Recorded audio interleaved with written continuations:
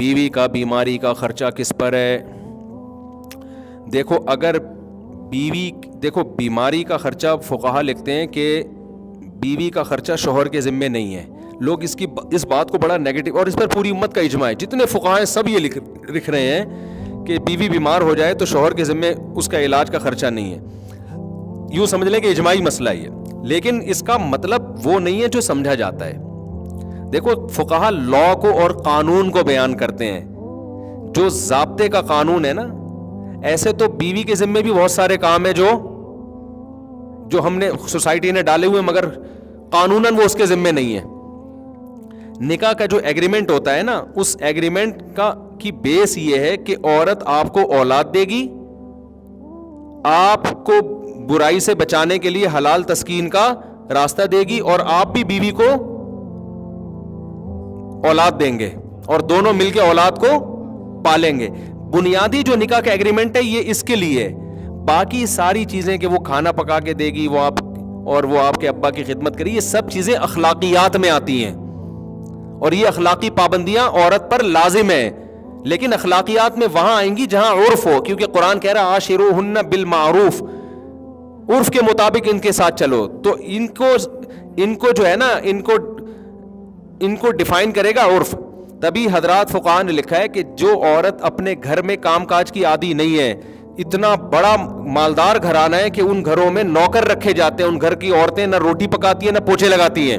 بعض ایسے اس گھر کی عورت سے جب آپ شادی کریں گے تو آپ اس سے روٹیاں نہیں پکوا سکتے، کیونکہ یہ اس کے اسٹینڈرڈ کے کیا ہے، خلاف ہے. لیکن ایک ایسے گھرانے میں آپ نے شادی کی جہاں وہ عورت وہ خود کام کرتی تھی، ان کے گھر نوکر چاکر نہیں ہوتے، کھانا خود پکاتی تھی، تو جب وہ آپ کے گھر میں رخصت ہو کر آئے گی تو اس کی اخلاقی ذمہ داری ہوگی کہ وہ آپ کی خدمت کرے، کھانا پکائے. تو یہ اخلاقیات ہیں، اور اتنی ہے کہ اگر وہ نہیں کرتی تو اس کو تانا بھی دیا جا سکتا ہے.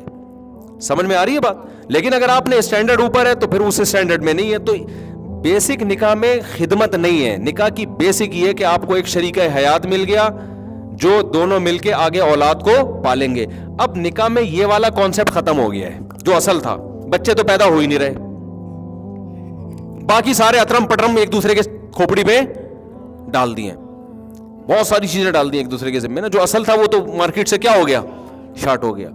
تو اب یہ بات سمجھیں کہ یہ جو حضرات فقہاء بیان کرتے ہیں نا کہ مرد پر علاج بیوی کا لازم نہیں ہے، یہ اس لیے بیان کرتے ہیں کہ سرے سے اسلام میں علاج ہی لازم نہیں ہے. اپنا بھی نہیں ہے تو بیوی کا کہاں سے ہوگا؟ مثال کے طور پر آپ بیمار ہو گئے، بخار ہو رہا ہے، تو کوئی مفتی نہیں کہے گا کہ پیناڈول کھانا شرعن آپ پر واجب ہے. کوئی کہے گا؟ واجب نہیں ہے. ہاں احتیاط واجب ہے. بخار ہو گیا، آپ ٹھنڈ میں بنیان پہن کے بیٹھ گئے، مر جاؤ گے، خودکشی کا گناہ ہوگا. تو پرہیز واجب ہے، علاج سنت ہے، واجب نہیں ہے. آئی بات سمجھ میں؟ لیکن کیا یہ مسئلہ سن کے کوئی آدمی فنٹر بن سکتا ہے کہ بخار ہو رہا ہے تو چونکہ مجھ پر 2 گولی پیناڈول کھانا واجب نہیں ہے لہذا میں تھر تھر کانپتا رہوں گا اور کمبل لے کے اپنا بخار کم کرنے کی کوشش کروں گا، جیسے پرانے زمانے میں لوگ کیا کر. پرانے زمانے میں تو 6 کمبلوں میں لپیٹ دو، پسینہ نکلے گا تو بخار کیا ہو جائے گا، ختم. فوراً کہے گا ابے 2 گولی میں کتنا خرچہ جا رہا ہے، کھا یار. تو اسی طرح جب بیگم بیمار ہو گئی ہے تو جیسے آپ خود 2 گولی پیناڈول کی کھاتے ہو تو سوال پیدا ہوتا ہے جب یہ کماتی بھی نہیں ہے، ہاؤس وائف ہے، اس کے پاس پیسہ بھی نہیں ہے، تو کیوں ظالم آدمی ہے تو پڑوس میں کوئی تڑپ رہا ہو تو آدمی کہتا ہے اس کو جا کے ٹیکا لگا دے، یہ تیری بیوی ہے، تیرے بچوں کو پالے گی. تو اتنا تو اخلاقیات کا تقاضا ہے نا کہ علاج کون کرائے؟ نہ تو اس کو جاب کرنے دے رہا ہے تو اور نہ خود علاج کر رہا ہے.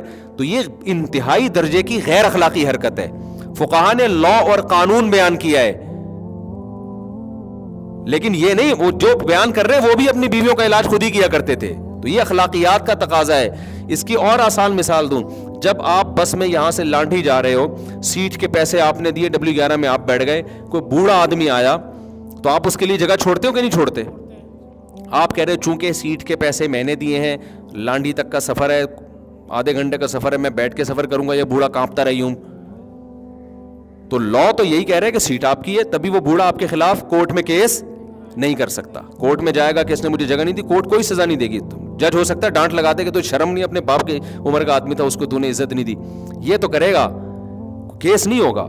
تو یہاں بھی یہی ہے کہ آپ نے بیوی کا علاج نہیں کیا، تو بیوی کورٹ میں جا کے کیس نہیں کر سکتی کہ مجھے علاج کے پیسے نہیں دے رہا. قانون نہیں, اخلاقیات کا تقاضا یہ ہے کہ جیسے وہ بوڑھے کو آپ سیٹ دیتے ہیں کہ بھائی لانڈھی اترنا ہے نا تو میں تو کھڑے ہو کے جا سکتا ہوں, یہ بیچارہ کہاں جائے گا یار, تو نہیں دیں گے تو تانے بھی سننے کو ملیں گے, صلواتیں بھی سننے کو ملیں گی.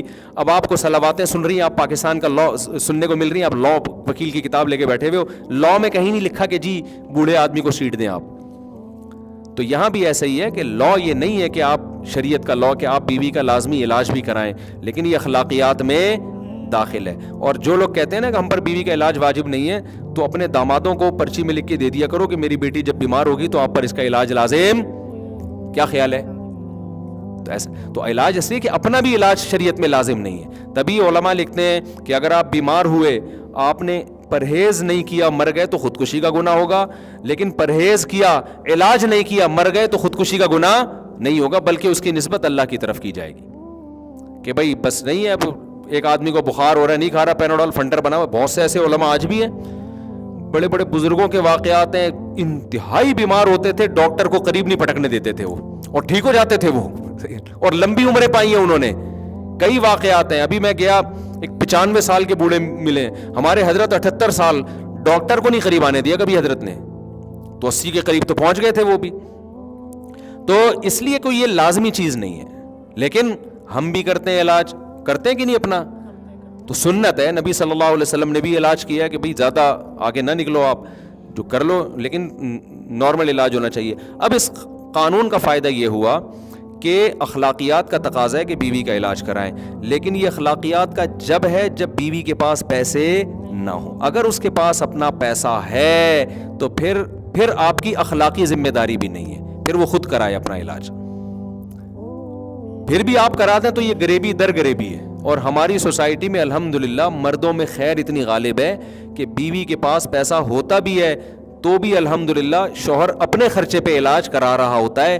یہ ہماری سوسائٹی کا ایک بہت پازیٹیو پہلو ہے جس کی خواتین کو قدر کرنی چاہیے. گوروں میں یہ چیزیں بالکل نہیں ہیں. دیکھو, نان نفقہ تو شوہر پر لازم ہے, چاہے بیوی مالدار ہو یا غریب ہو. ایک عورت کی تنخواہ 10 لاکھ روپے ہے, پھر بھی روٹی پانی گیس بجلی کا بل کون دے گا؟ شوہر. لیکن کیونکہ وہ تو اس کے ذمہ ویسے ہی لازم ہے نا, اس کا عورت کے مالدار یا غریب ہونے سے کوئی تعلق نہیں ہے.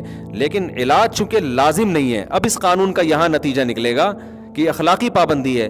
تو اخلاقی میں یہ ہے کہ بھائی جو بیمار ہے سب سے پہلے اپنے پیسوں سے اپنے اوپر خرچ کرے گا وہ. تو اس لیے خواتین کے پاس اگر باپ کی پراپرٹی ہے, بیمار ہو جاتی ہیں, تو پھر یہاں وہ جیسے زکوٰۃ اپنے پیسوں سے نکالیں گی اپنے سونے کی, وہ شوہر پہ لازم نہیں ہے, لیکن شوہر پھر بھی الحمدللہ دل بڑا کر کے دے دیتا ہے. قربانی عورت اپنے پیسوں سے کرے گی, لیکن ہماری سوسائٹی میں اللہ کا شکر ہے مرد دل بڑا کر کے بیوی کی طرف سے بھی ایک حصہ ڈال دیتے ہیں. تو ایسے ہی بیوی جب بیمار ہوتی ہے, ہمارے گھر میں بھی ایسے ہی, ہمارے گھر میں کبھی کوئی بیماری ہو تو ہم تو نہیں جا کے پوچھتے کہ اس پیناڈول کے پیسے آپ کی جیب میں ہیں یا نہیں ہے. جتنا بھی خرچہ آ رہا ہوتا ہے مکھنچو بن کے مرد ہی اٹھا رہا ہوتا ہے. میں نے غلطی سے اپنی طرف اشارہ کر دیا, یعنی مرد ہی اٹھا رہا ہوتا ہے.